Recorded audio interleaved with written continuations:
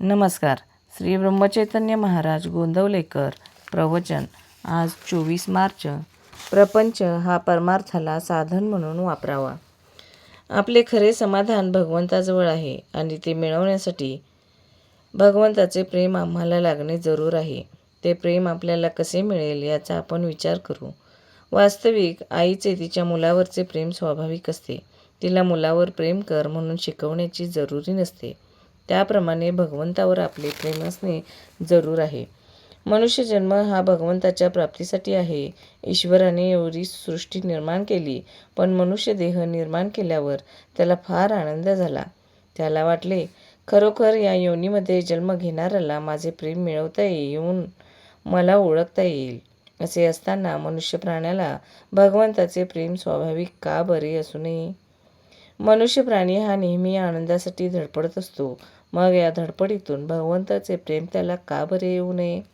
मला वाटते, ज्या ध्येयासाठी आपण धडपडत असतो ते ध्येय ठरविताना आम्ही चुकत असलो पाहिजे. खास आमचे ध्येय असे असले पाहिजे की त्यातून आम्हाला शाश्वत आनंद मिळविता आला पाहिजे. तो आनंद जर एवढ्या कष्टाने, मेहनतीने सुद्धा आम्हाला मिळत नसेल तर आमचे ध्येय चुकले असे म्हणायला कोणती अडचण आहे? तुम्ही सांगा. आज प्रपंच आम्हाला हवासा वाटतो. प्रपंचातल्या नाना तऱ्हेच्या गोष्टी आम्हाला सुख देतील असे वाटत असते आणि त्या मिळवण्यासाठी आम्ही अहर्निश झटत असतो. वस्तूसाठी चाललेली आमची धडपड ही खरे पाहता त्या वस्तूसाठी नसून त्यातून मला आनंद मिळेल या कल्पनेने, त्या आनंदासाठी आम्हाला ती वस्तू हवी असते. त्या वस्तूत मला समाधान मिळेल ही कल्पना नाहीशी व्हायला पाहिजे.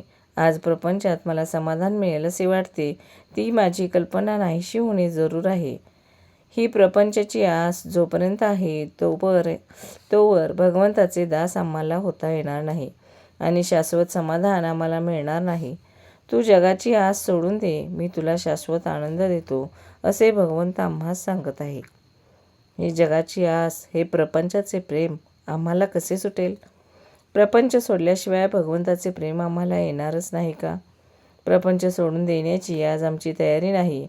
तो न सोडता भगवंताचे कसे होता येईल यासाठी संतांनी मार्ग सांगितला आहे. त्या मार्गाने आम्ही जाणे जरूर आहे. ज्याप्रमाणे आपण या खिशातील पैसे त्या खिशामध्ये ठेवतो, त्याचप्रमाणे प्रपंचातील आपले मन काढून भगवंताकडे लावावे. तसे करण्यात समाधान आहे. भगवंताला अशी प्रार्थना करावी की देवा, प्रारब्धाने आलेले भोग येऊ देत, पण तुझे अनुसंधान मात्र चुकू देऊ नकोस. दिवा जळायला हवा असेल तर त्यामध्ये सतत तेल घातले पाहिजे. तसे भगवंताचे अनुसंधान सारखे राहण्यासाठी त्याचे नामस्मरण आपण सतत करीत असावे. धन्यवाद.